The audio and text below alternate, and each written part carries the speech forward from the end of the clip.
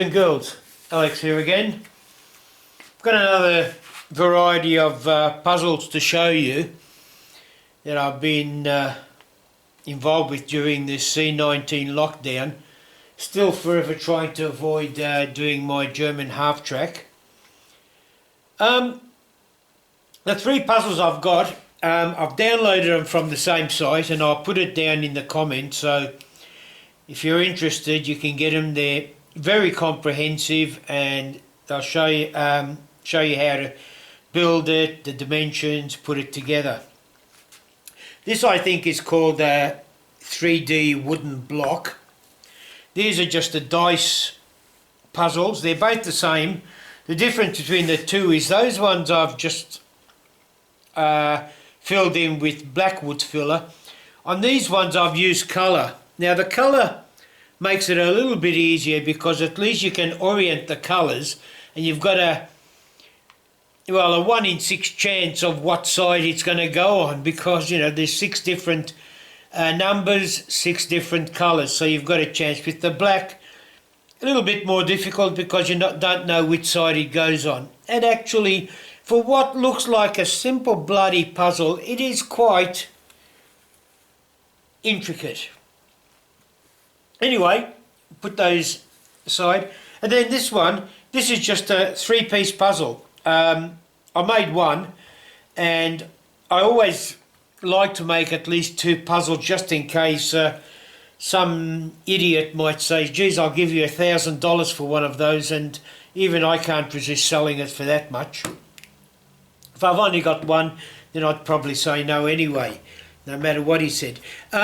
This one here I haven't made another one of, but because it's just a pain in the ass to buff up and clean. And again, I think I might have mentioned before, with laser you can't afford to paint it unless you start compensating for the difference in curve, because it's such a fine cut that put a layer of paint on it, or shellac, or not so much shellac, but layer of paint or lacquer, and straight away it closes up that curve and it's going to make it a super tight fit.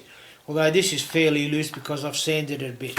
Alright, I'll turn this off at the moment and I'll just give you a quick rundown of at least these two, how they go. I'm not going to bother with the dice because, well, hell, oh well, we'll see. Alright, I'll dismantle and continue.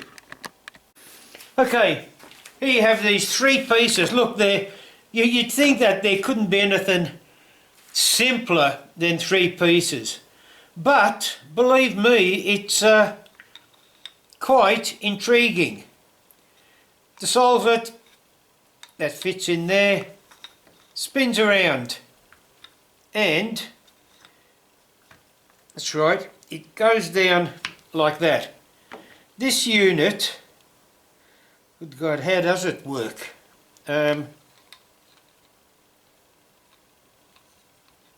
God, I can't even remember.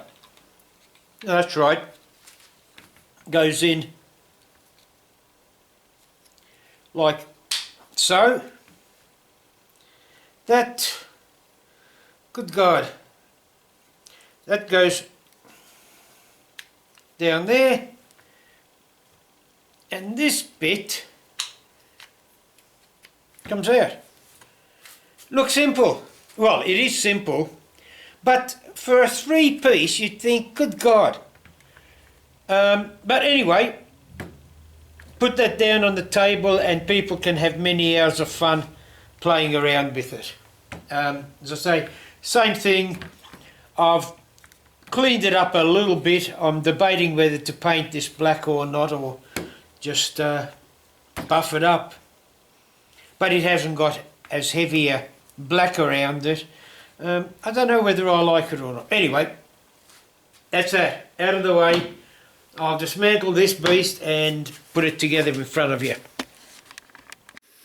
Here we are with the brick. The author actually calls it a simple wood 3D puzzle. I call it a brick. Might be simple because of the simple number of shapes, but it's simple when you've got the solution.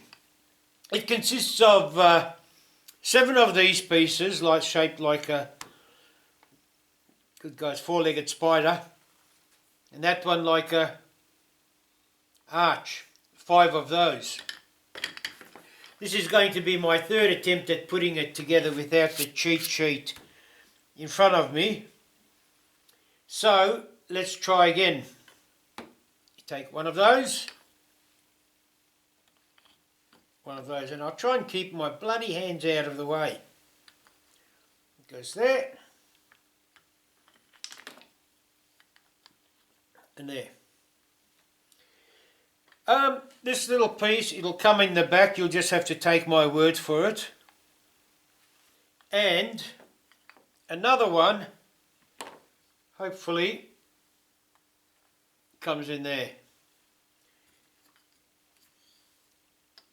Little unit down there. Good God, I think. Hang on. That goes in on the side. Come on. Slips in. That on the other side, sorry, hope you can see that. Good God, this is frightening. I'm actually doing it first go. Goes on there. And that piece, that little piece, come on, goes up there. Beautiful. Now let's see how we see. Oh, well, you got most of it in there. I always keep saying out of focus. It's not focus, it's in the viewfinder. But there you have it. That's the brick. Here we are with the dice puzzle. Let's spread it out and all that. It comes in nine pieces, and the dots on them are, on the sides they're laser engraved, and on the end they're drilled on the drill press. The reason for that is when I put that on the laser bed, with the movement of the head and the high centre of gravity, it vibrated this enough side to side that the hole wasn't perfect. It dissipated, and yeah, it just didn't do it right. So that's how it is. You'll also find that a lot of these, in fact they're nearly all of them, are smudged black on the edge there. That's because when I cut this, I didn't sand down the end grain, and when I sanded it, the sanding dust dissipated into the pores of the end grain and just impregnated it, and I just couldn't get it out.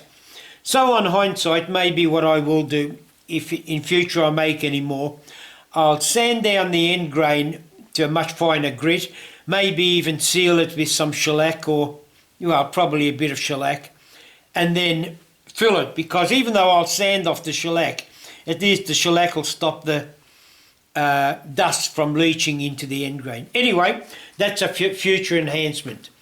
Now, to put this together, I've already made so many attempts, I'm totally embarrassed.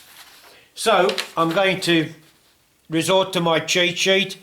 As you can see, it's got sort of like an X-ray diagram, quite deceptive, and that's why half the time I can't follow it. I can't remember it, and half the time the bloody cheat sheet can't remember the solution either. But let's try. One thing I do know, I start off with, where the hell is it? A piece that has,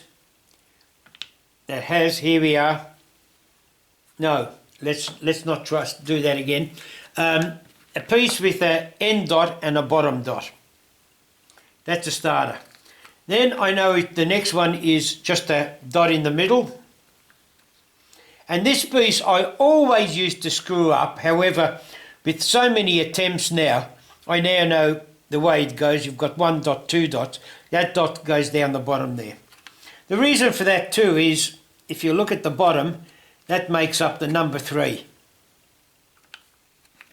Now, the next level is a end dot and a, good God, where is it?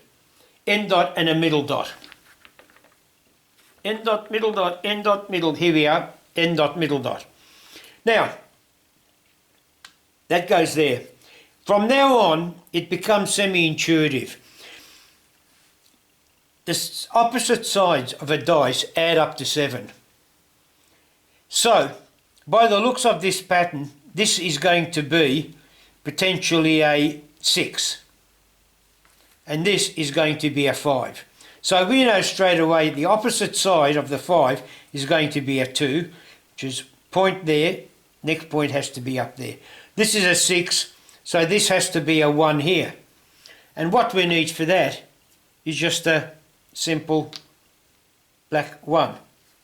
This now has to be a 2, but we know that's a 6, so that has to be a blank there. These are sort of like relatively easy. We know now the top layer is going to be a 4. This is definitely a 6, that's a 4, that's a 5, so we've got that. This one makes the other part of the 5. And this last bit, whoa, hang on, let's try again. 5 and a 4. And this piece is a blank, so it doesn't really matter which way you put it in, unless you put it in that way, of course it's not going to fit. Put it in and you've got it. And there you have it, the puzzle. Look, it's relatively simple, or at least it looks simple, but it's deceptively, no, I won't say difficult, but it's deceptive. It's not as easy as it seems. However, to make things a little bit easier, I have made up a coloured version of it. And the colours do give you a hint of how to put it together. First of all, what you tend to do is line up your ducks. Like, let's get the blues together. We won't worry about the greens because you've got greens in the middle and greens on the end. The other colours that are relatively, where the hell are they? Good God, come on. Red and, come on, there's got to be enough. There we are. The two reds. Now, I just happen to know that the reds are on the way up. However, you not know that, but just for my sake, make it easy. Blue, I do know will make up the number 3 naturally then. That's got to go in the middle. That goes up one end. Therefore, this one has to go up the other end. And of course, the colours have to be outside, so let's go that way. Now again, I do happen to know that the green is 5, black is 6. So to get the 5 going, we need that. However, we do know that's a 6, so it's got to go over that way. Now, remember saying that it's the opposite ends add up to 7. So if that's going to be a 6, this has to be a 1. And the only 1, or the colour for 1, is white. So we've got that. The rest of it on this side have to be blank. So therefore, on this side, and this being a 6, has to go like that. Final top layer is relatively easy. We've got the 4s and the 6s. 4s there. If we go this way, there's our 2, the yellow. And this piece, well, again, not coloured, but doesn't matter. It can go any way. It goes in there. And there you have it, the coloured pieces. Just to digress a little bit, I did cock up at one stage. I made this coloured piece down the bottom here. I initially painted that blue. I had a blue tag on there, but it pointed to the wrong spot. I made that blue. I scraped it out, filled it up with yellow, and now it's sort of green. I wasn't too happy with that, so I thought, bugger it, I'll cut myself a new one. I did cut a new one. The yellow turned out to be a nice colour, but I buggered up the blue. Well, I didn't actually bugger it up. What happened was, there's a grain running through, you can't see it there, but there was a grain running through there, which the laser didn't engrave right down on. So it only went down by about quarter of a mil or maybe half a mil, while it went down the rest of the way. As I was sanding this back, I actually bottomed out on that piece of pine that wasn't totally engraved on, and it stuck out. Now, I tried to fix it, but I couldn't. So what I've actually done is I've cut another piece. It's currently, the filler is drying. I'll sand it and eventually replace it, and these become spares or redundant. But anyway, there you have it. What I will do is take you in next door and show you how I sand the end grain down and put the bevel onto the ends. This piece that I threatened to rework, I am going to do it, and here it is. Here's the blank before any wood filler has been applied to it. That's what it looks like. They're the laser cut holes, and they're the drill holes. This here is a simple jig that I made up to put on my milling table for the lathe. What I did do, I actually set it up to put the bevels on the edge there. Didn't think about the end grain, and I didn't want to move this. So I thought to myself, well, how do I square up the end grain and mill it? I couldn't do it on that side because of the upward movement is a no-no. Along here, it was a fair gap. There's about a 60mm gap between this board and the plate. So what I did was just, because this is already 90 degrees because of that, I put that in there so I could then rest the piece, so I can then put it against the sanding paper, and this is how it works. Turn it on, move that up close, move it across, 2, 3, 4, and that usually gives me, and there you are, actually that's where I was practicing, that gives me a pretty good idea. And you can see there's very little spotting or dirt around there. As for the bevel, put it in there. Oh, let's see.